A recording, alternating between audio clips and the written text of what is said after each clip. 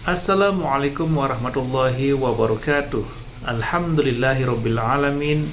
Wassalatu wassalamu ala rasulillah wa ala alihi wa sahbihi wa mawalah, amma ba'du.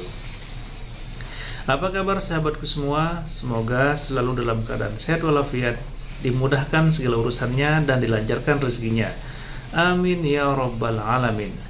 Pada kesempatan yang berbahagia ini, saya mengajak sahabatku semua untuk mendengarkan ceramah dari guru kita, almarhum Kiai Haji Zainuddin MZ. Seperti apa isi ceramah dari guru kita? Mari kita simak bersama. Saudara-saudara, sekarang ini banyak orang bisa memberi contoh, tapi sedikit orang bisa menjadi contoh. Ngasih contoh mah gampang, jadi contoh susah. Karena beliau manusia. Laqad ja'akum rasulun min anfusikum. Kalau kambing disuruh nyontoh ayam, yang nyuruh nyontoh kagak punya pikiran, ya kagak level. Kambing mah nyontohnya kambing, kebo nyontohnya orang, nyontohnya orang. Makanya Nabi kita orang, bukan malaikat, bukan jin, bukan dewa, manusia. Kalau manusia disuruh nyontoh manusia, itu perintah masuk akal, predispositionnya sama. Kalau disuruh nyontoh malaikat mah ribet kan. Malaikat bagaimana nyontohnya? Dia mah tidur kagak, makan kagak, sama duit budak, sama perempuan kagak open, lah susah nyontohnya. Ya, Superman tuh biar hebat nggak bisa dicontoh Superman. Bagaimana terbangnya? Lagian pakai celana dalam di luar, Bang. Gak bisa dicontoh Superman mah. Nabi kita manusia utuh, cuman sungguh pun manusia, kualitasnya beda. Ini namanya basyarun la kal basyari. Manusia memang, tapi jangan samain, bobot bibitnya beda. Contoh, kita nih manusia, kita tidur. Nabi kita manusia, beliau tidur. Tidur Nabi, tidur mata doang, hatinya nggak pernah tidur. Tuh bedanya sama kita tuh. Tidur kita keblek, asal tidur habis-habisan. Lagi, kita manusia, kita keringetan. Nabi kita manusia, keringetan. Keringet Nabi harum wangi, bau minyak kasturi, zaman belum ada parfum. Keringet kita udah rasain aja masing-masing dah, jangan pakai dikebet udah.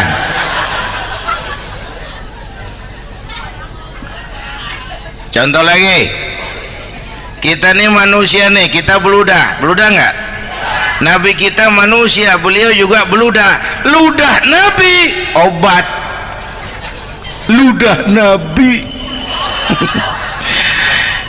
Itu kan waktu mau hijrah kan sama Sayyidina Abu Bakar, sampai di Gua Sur, Sayyidina Abu Bakar bilang, saya turun duluan ke gua ya Rasul. Ngapain? Bersihin gua, takut ada binatang berbisa. Silakan turun. Sayyidina Abu Bakar bersihin gua, bener tuh, tangannya digigit kalajengking, sakit, ngebet, bengkak. Kalajengking Arab, ya emang di Arab kejadiannya. Herem nyaut aja bener. Ditahan aja, udah aman ya Rasul, silakan turun. Lama-lama dalam gua berduaan kelihatan juga Sayyidina Abu Bakar mukanya pucat. Nabi tanya, mabalu kayak Abu Bakar? Abu Bakar kenapa? Nggak apa-apa. Berat meninggalkan Mekah? Enggak. Malas hijrah ke Madinah? Enggak. Takut diubur-ubur Quraisy? Orang kata enggak, itu mah enggak. Lah kenapa muka kamu pucat? Tangan digigit kalajengking, Ngapa nggak ngomong dari tadi? Saya nggak mau nyusahin Tuhan ya Rasul. Biar saya tahan, asal jangan nyusahin Tuhan. Ah, jangan begitu kau. Sini tanganmu, diambil sama baginda Nabi. Bismillahirrahmanirrahim. Cuh, diludahin, ringkes sembuh saat itu juga. Ludah Nabi. Pengen tahu kita yang ludahin, bengkak campur koreng.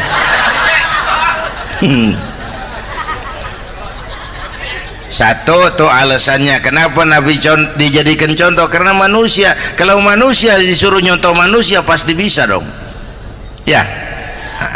Yang kedua, karena tadi kata Bang Haji Oma, pribadinya itu pribadi yang multidimensi. Mau nyontoh apa? Pak, saya ini pengusaha Pak. Nabi umur 9 tahun udah ke Syria tuh, dagang lintas negara Syam tuh. Saya jenderal Pak, Nabi mimpin tentara di medan perang Mas. Saya mau balik Pak, Nabi dakwah Bung. Saya guru Pak, Nabi ngajar Mas. Innama bu'istu mu'alliman, aku diutus sebagai guru, guru umat, guru bangsa. Saya politisi Pak, Nabi diplomat ulung Bung. Saya presiden Pak, Nabi mimpin bangsa dan negara Mas. Saya kepala rumah tangga Pak, Nabi punya anak bini Bang. Ayo lempengan mana dulu cari ngomong. Malah Nabi Isa tuh nggak bisa jadi contoh bagaimana membina rumah tangga bahagia. Bagaimana membina rumah tangga bahagia menurut contoh Nabi Isa? Nggak ada Mas. Kenapa? Nabi Isa belum sempat kawin. Ya, Nabi Isa belum sempat kawin. Ada pengikut Nabi Isa menyangka nggak kawin ajaran Nabi Isa, pada ngikut lagi nggak kawin. Tuh pastor tuh mubazir, orang dikasih perabotan. Bang bener, saya kalau dalam Islam kiai kagak boleh kawin, saya pilih berhenti jadi kiai. Kalau kagak ada giro-giroan, botak rambut.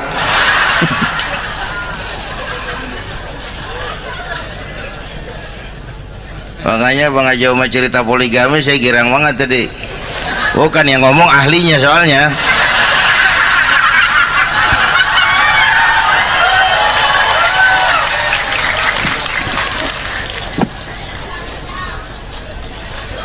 Dadah gitu aja deh ya. Nah, kata Imam Busair ini yang dahsyat. Ka'annahu wa huwa fardun fi jalalatihi fi askarin hina talqahu wa fi hasham. Sepertinya kehebatan Rasulullah itu sama, baik sendiri maupun di tengah tentara. Artinya begini, orang hebat banyak, tapi yang hebat di mana-mana susah nyarinya. Baginda Rasul ini lagi duduk hebat, lagi jalan hebat, ada di pasar hebat, lagi di masjid hebat, di medan perang hebat, di depan anak-anak hebat, di mata musuhnya hebat, di depan sahabatnya hebat, di mata istrinya hebat, di mana-mana hebat. Lah susah cari orang begini Bang ya. Kita mah hebat juga setempat, di kantor hebat, sekantor orang diomelin di kantor, pulang ke rumah dikeplak sama bininya diem aja.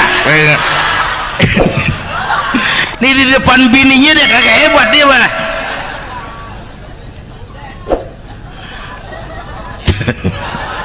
Oke, lalu kalau begitu soalnya apa yang mau kita contoh? Saya sampaikan 3 aja.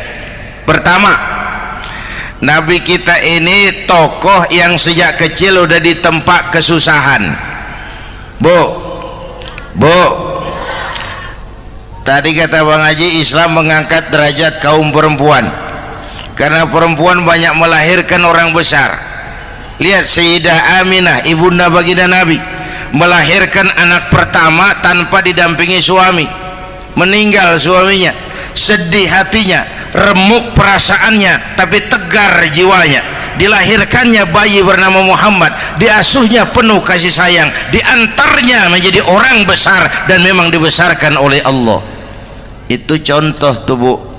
bilangin anak-anak tong bocah Nabi ngangon kambing tong sekolah tong jadi orang gede baba lu tibang tamat SD lu sarjana lu baba lu cuman jadi RT lu jadi camat lu biarin malu baba lu pala jadi kaki jadi pala asal lu terus sekolah bu anak sekolahin gelang doang digedein lu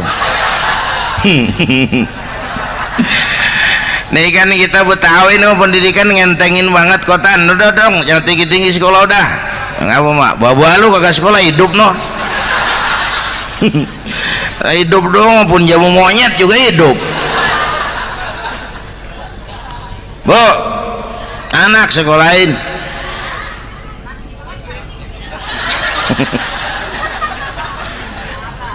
Mahatma Gandhi kecilnya begeng ceking cacingan leatim emaknya tuh Gandhi sekolah nak Gandhi belajar nak Gandhi jadi orang besar nak kalau perlu belajar ke Inggris biar Inggris menjajah kita nggak apa-apa kau sekolah ke Inggris tapi jangan jadi Inggris nak jangan pacaran sama bule jangan sentuh minuman keras Gandhi jadi orang besar Mahatma Gandhi tumbuh karena dorongan emak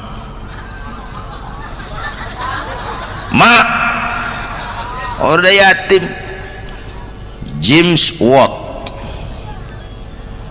Kang Bandrek emaknya tuh yang dorong tuh jadi orang besar belum lagi perempuan yang jadi besar di Indonesia ada Kartini di Jawa Tengah ada Dewi Sartika di Jawa Barat Dewi Sartika di Bengkulu ada Fatmawati Soekarno sang penjahit bendera merah putih di Aceh muncul Laksamana Malahayati disusul kemudian oleh Cut Nyadin baru kemudian muncul Cut Koko Cut Meme Cut ya udah tak cut lain dah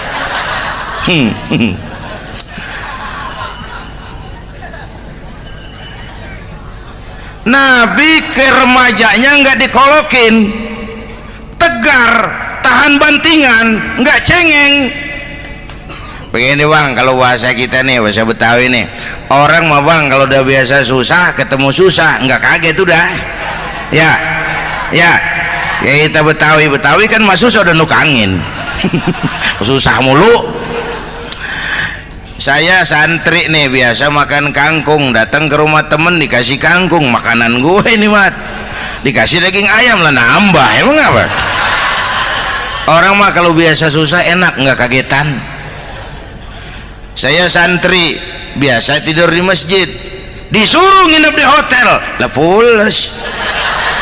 pules nggak tapi yang biasa tidur di hotel suruh nginep di masjid encok makanya kemarin tuh waktu menteri-menteri baru dilantik tuh saya ngarepin tuh mudah-mudahan nih menteri ini begitu dilantik bacaannya nawaitu sauma ghadin lu pada niat puasa dulu dah entaran puasa kan bukan kagak boleh nunda doang nunda puasa mah tempe boleh maghrib tahu boleh maghrib air kelapa boleh maghrib lu menteri pada mau naik mobil mewah boleh ntar kalau ekonomi udah mendingan rakyat udah pada legaan napasnya ya sebab apa itu duit buat mobil para menteri kan duit negara kan duit rakyat kan duit gue juga itu ada di situ gue bayar pajak sayangnya kebanyakan pejabat kita asal dilantik aja bacaannya Allahumma lakasumtu niat buka puasa orang buka puasa kan kemaruk apa jadi gares ya bu jadi benar Islam mengangkat harkat derajat martabat kaum perempuan kata Bang Haji Umar tadi denger nggak tuh waktu Nabi ditanya ya Rasul siapa yang paling harus saya taati di dunia ibumu setelah itu ibumu setelah itu ibumu, setelah itu bapakmu. Ibu 3 kali disebut, bapak coba pikirin, ibu 3, bapak 1 bapak. Ini bagaimana ngitungnya, jadi kerok begini nih ngitung nih.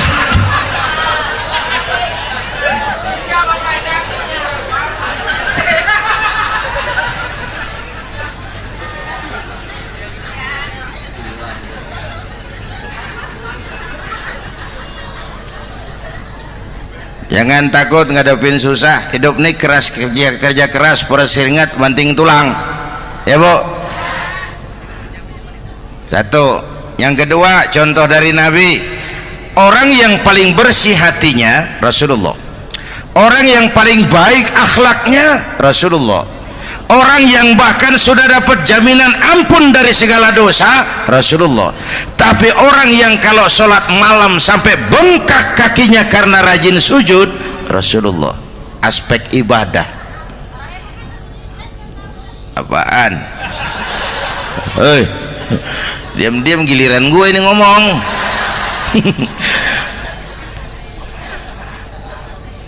Lo ngomong lagi udah gue pulang. Canda neng, udah gantian ya.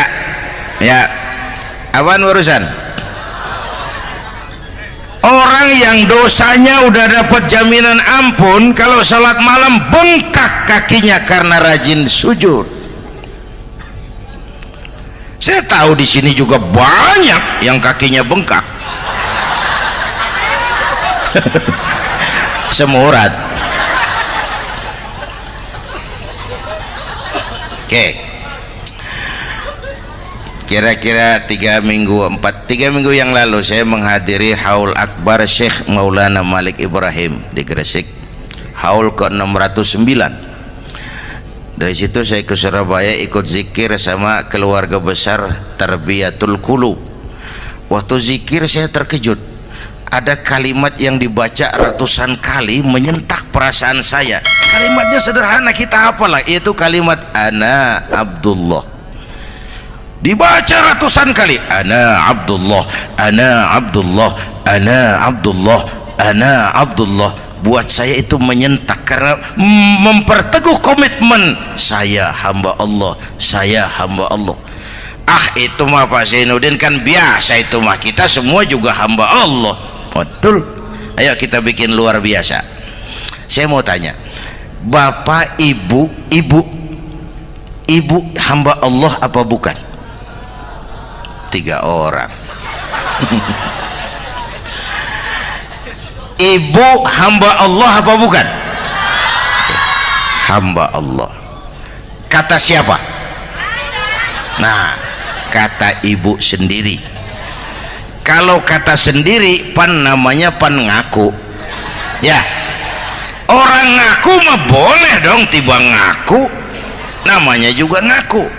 Cuman diakuin apa enggak kita pan belum tahu. Ngaku mah murah, diakuin mahal. Ya, yang gampang dah. Ibu kenal sama Presiden SBY? Kenal. Presiden SBY kenal sama ibu? Lo ngaku, lo ngaku.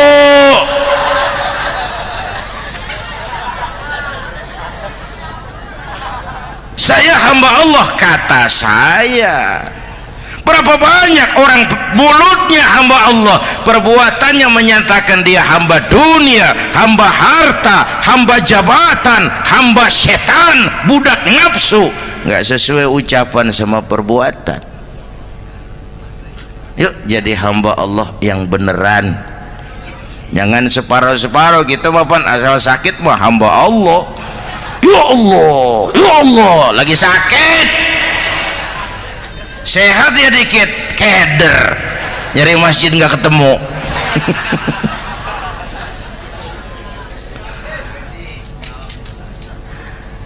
Apalagi kata Bang Haji tadi nih, kita nih kan zaman entertain nih, orang pada pinter bikin bungkusan sekarang Bang. Ya, abad entertain, orang pada bangun pencitraan. Tadi itu kiai sama dukun tipis bedanya. Dukun pada pasang iklan sekarang, ketik reg. Waduh, sampean lahir hari Selasa, nggak cocok di air, ono di hutan sono. Larang udah dagang es jadi berhenti, nggak cocok di air.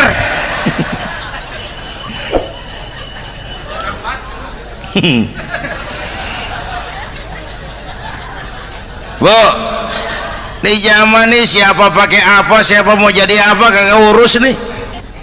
Bapak Ibu hadirin yang saya hormati, dan masyarakat kita ini kayak daun kering. Tahu daun kering? Gampang dikumpulin, susah diikat, berisik, gampang dibakar. Tuh daun kering. Penyakitnya kutil, kurang teliti, cepat heran, gampang kagum. Cepat heran, gampang kagum.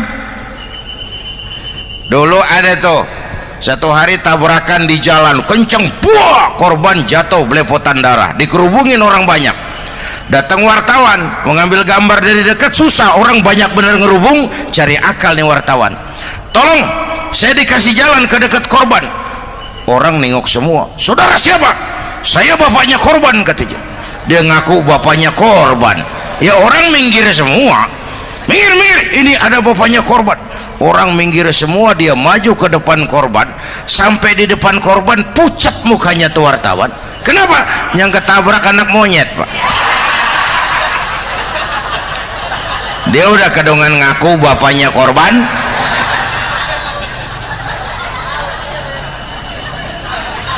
Bu, ini cerita pendek tapi pesannya lumayan nih. Kalau belum kenal bener mah jangan buru-buru ngakuin, ya. Dia kagak tahu yang ketabrak siapa, main ngakuin aja, saya bapaknya korban. Lu makan lu jadi bapak monyet sono lu. Makanya jagain kampung kita nih, jangan kemasukan yang aneh-aneh, ya. Nabi palsu, aliran aneh, ya ini bid'ah, itu bid'ah kuno yang kayak begitu. Capek kita ngurusin begitu, udah kelewatan, ya. Yang tahlil terusin, yang kagak suka nggak apa-apa, cuman jangan ngomelin yang tahlil. Orang tahlil juga pakai dalil. Yang mabok masih banyak, yang tahlil diomelin. Kita nih kayak kurang kerjaan, akhirnya rame turu-turu kita. Padahal yang harus kita kembangkan kan rukun antar umat seagama, rukun antar umat beragama, rukun antar umat beragama dengan pemerintah, kata Bang Haji Omar tadi. Rukun antar umat seagama, turu-turu kita muslim nih kudu rukun. Beda pendapat boleh, marahan jangan, ya. Ya, tangan kanan sama tangan kiri juga beda, cuman rukun. Asal kiri gatal nih, kanan kagak diundang, dia boleh datang aja, nggak rukin. Nggak ada kiri gatal kanan ngomel, lu garuk aja sendiri. Nggak, dia mah akur, ya Bu.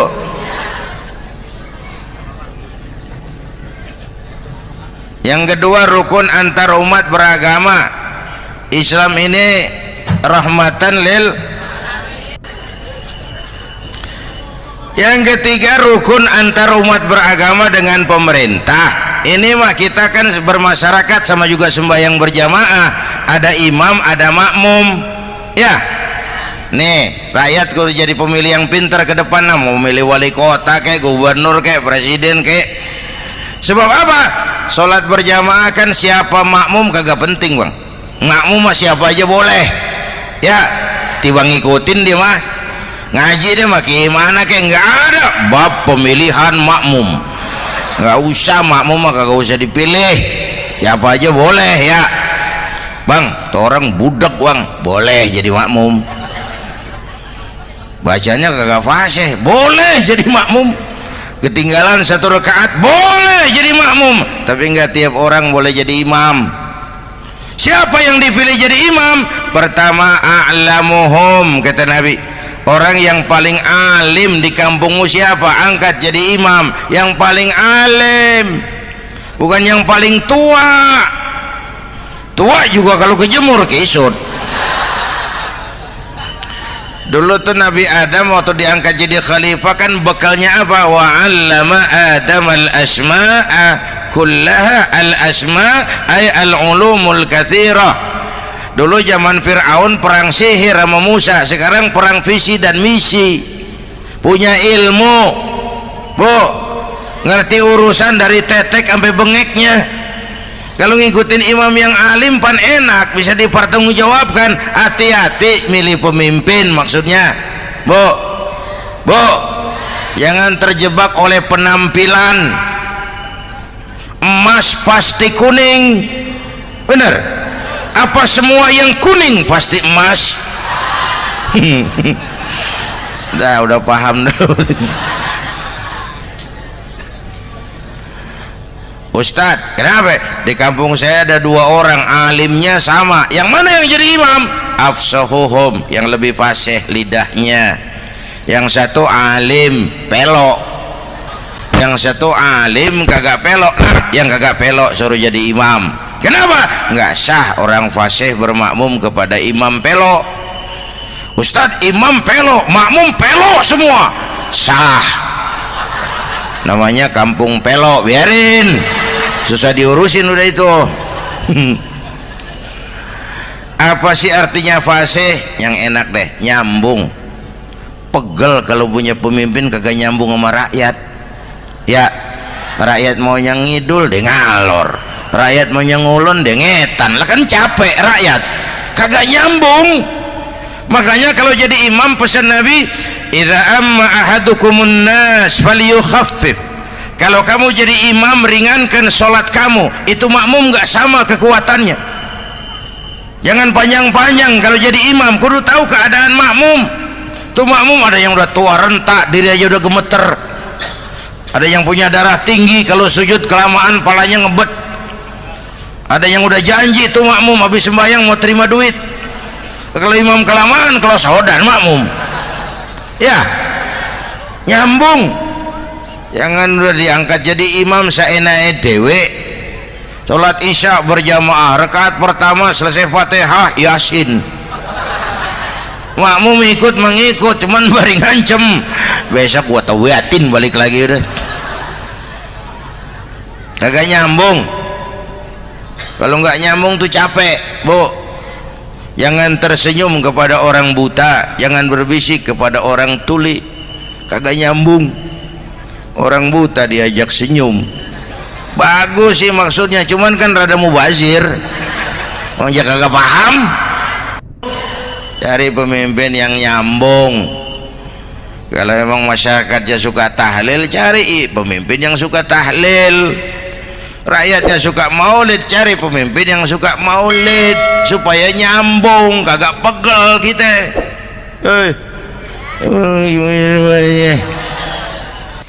Subhanallah, apa yang sudah disampaikan oleh guru kita almarhum Kiai Haji Zainuddin MZ sangat bermanfaat untuk kita amalkan. Sahabat beriman yang dimuliakan Allah, tetaplah di channel ini karena kajian ini belum selesai. Mari kita lanjutkan kembali. Bapak Ibu hadirin, saya balik urusan kita. Nyontoh Nabi ibadahnya luar biasa. Bu, kita ini perlu Allah. Kita ini perlu Allah. Semua kita perantau di bumi Allah ini. Perantau pasti pulang.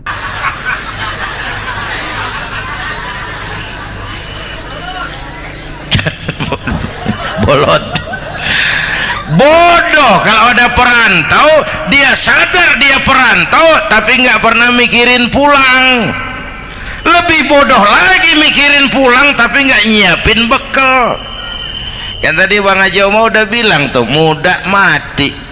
Ya, kadang-kadang engkongnya seger banget, cucunya mati. Ya, perantau mah mesti pulang. Sini mah kita ngendon doang, ngendon taran. Mula-mula Bang, kita mah tinggalnya jauh di alam arwah, dari sana pindah ke alam rahim, alam kandungan emak nih. Pernah tinggal di situ 9 bulan tuh, ada yang 2 tahun, yang keluar udah kumisan, kelamaan ngetemnya itu.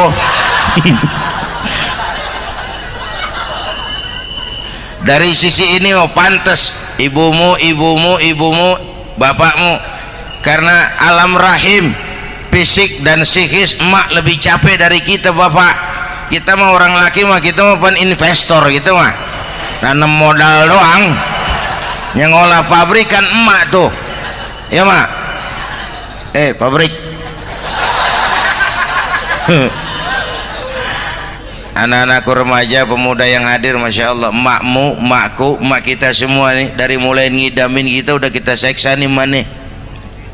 Dari mulai ngidamin kita udah kita seksa emak nih, muntah nggak urus. Mending ada yang dikeluarin mah enak, lega. Ini kagak ada apa-apanya. Bener mak. Yang dipengenin yang kagak musim, lah kan setengah mati lagi urusan. Tengah malam pengen megang pala kereta, lu jorok bener lu, gue heran.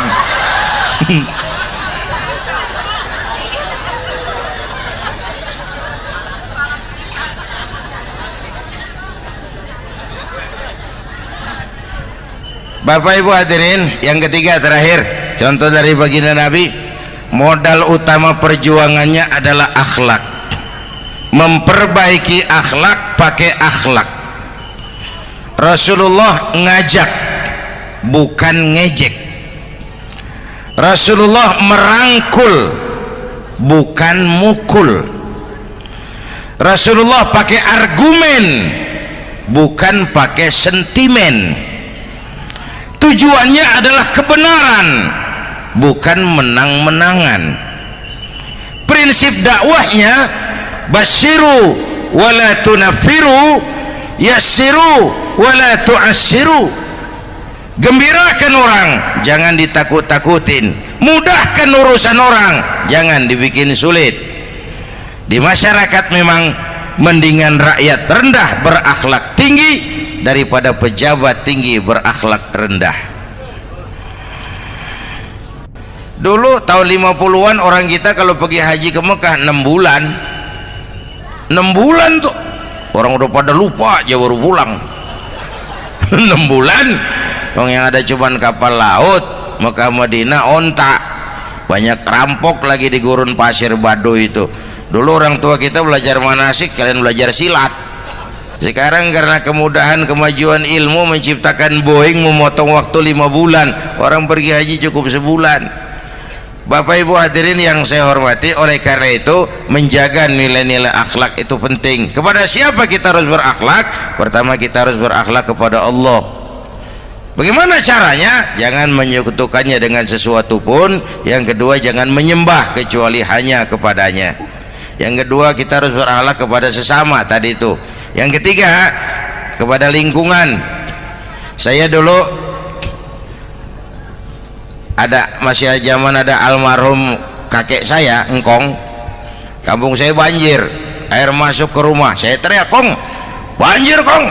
Engkong saya ketawa, "Biarin, bukan salah air." Habis, salah lo.